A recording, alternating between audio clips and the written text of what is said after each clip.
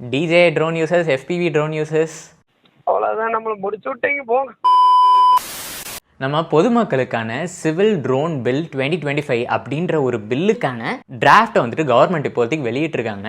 அதில் நிறைய விஷயங்கள் சொல்லியிருக்காங்க. ஒரு சில விஷயங்கள்லாம் பார்க்கறதுக்கு வந்துட்டு almost yes we are done அப்படின்ற மாதிரி தான் எனக்கு தெரியுது. அதில் ஒரு சில செக்ஷன்ஸ் மட்டும் நான் உங்களுக்கு சொல்கிறேன். ஃபர்ஸ்ட் வந்துட்டு யாராக இருந்தாலும் ஒரு ரெஜிஸ்டர்ட் ஆகாத ட்ரோனை பறக்க விடக்கூடாது, ஃபர்ஸ்ட் விஷயம்.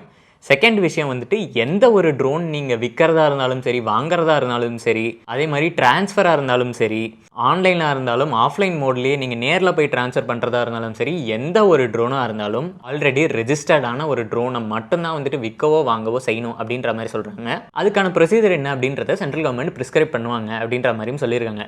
அதுக்கடுத்து ரெண்டாவது விஷயம், இதுதான் எஃபிவி ட்ரோன் யூசர்ஸ்க்கான ஒரு முக்கியமான செய்தி.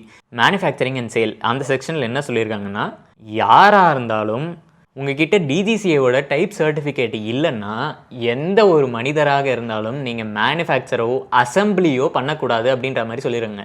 அசம்பிள் அப்படின்றது வந்துட்டு ஆப்வியஸ்லி எஃபிவி ட்ரோன்ஸ் எல்லாமே அசம்பிள் பண்ணுறது தான். ஸோ அதுக்கும் வந்துட்டு இப்போ ஒரு ரெஸ்ட்ரிக்ஷன்ஸ் வந்திருக்கு. இந்த ட்ரோன் பில்லை நான் இது வரைக்கும் இன்னும் ஃபுல்லாக கோத்ரூ பண்ணல.